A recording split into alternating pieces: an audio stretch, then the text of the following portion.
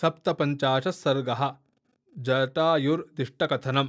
तत् श्रुत्वा तदा वाक्यमङ्गदस्य मुखोद्गतम् अब्रवीद्वचनं गृध्रस्तीक्ष्णतुण्डो महास्वनः। कोऽयं गिरा घोषयति प्राणैः प्रियतरस्य मे। जटायुषो वधं भ्रातुः कम्पयन्निव मे मनः। कथमासीज्जनस्थाने युद्धं राक्षसगृद्धयोः। नामधेयमिदं भ्रातुः चिरस्याद्य मया श्रुतम्। इच्छेयं गिरिदुर्गाच्च भवद्भिर्वतारितुं यवीयसो गुणज्ञस्य श्लाघनीयस्य विक्रमैः। अतिदीर्घस्य कालस्य तुष्टोऽस्मि परिकीर्तनात्। तदिच्छेयमहं श्रोतं विनाशं वानरषभाः। भ्रातुर्जटायुषस्तस्य जनस्थाननिवासिनः। तस्यैव च मम भ्रातुः सखा दशरथः कथम्। यस्य रामः प्रियः पुत्रो ज्येष्ठो गुरुजनप्रियः। सूर्यांशोदग्धपक्षत्वान्न शक्नोम्युपसर्पितुम्। इच्छेयं पर्वतादस्मादवर्तुमरिन्दमाः। शोकाद्भ्रष्टस्वरमपि श्रुत्वा ते हरियूथपाः। श्रद्धधनुर्वैव तद्वाक्यं कर्मणा तस्य शङ्किताः। ते प्रायमुपविष्टास्तु दृष्ट्वा गृध्रं प्लवङ्गमाः। चक्रुर्बुद्धिं तदा रौद्रां सर्वान्नो भक्षयिष्यति।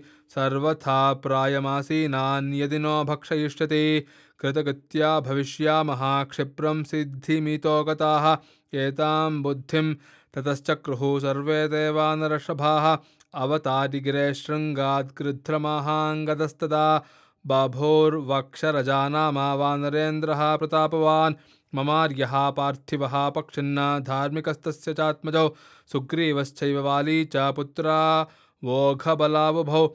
लोके विश्रुतकर्मा भूद्राजा वाली पिता मम। राजा कृत्स्नस्य जगत इक्ष्वाकूणां महारथः। रामो दाशरथि श्रीमान् प्रविष्टो दण्डकावनम्। लक्ष्मणे सह भ्रात्रा वैदेह्या चापि भार्यया। पितुर्निर्देशनिरतो धर्म्यं पन्थानमाश्रितः। तस्य भार्या जनस्थानाद्रावणेन हृता बलात्। रामस्य तु पितुर्मित्रं जटायुर्नाम गृध्रराट्। तदर्श सीतां वैदेहीं ह्रियमाणां विहाय सा। रावणं विरथं कृत्वा स्थापयित्वा च मैथिलीम्। परिश्रान्तश्च वृद्धश्च रावणेन हतोरणे। एवं गृध्रो हतस्तेन रावणेन बलीयसा। संस्कृतश्चापि रामेण गतश्च गतिमुत्तमा। ततो मम पितृव्येन सुग्रीवेण महात्मना। चकार राघवः सख्यं सोऽवधीत् पितरं मम। मम पित्रा विरुद्धो हि सुग्रीवः सचिवैः सह। निहत्य वालिनं रामः तामस्तमभिषेचयेत्।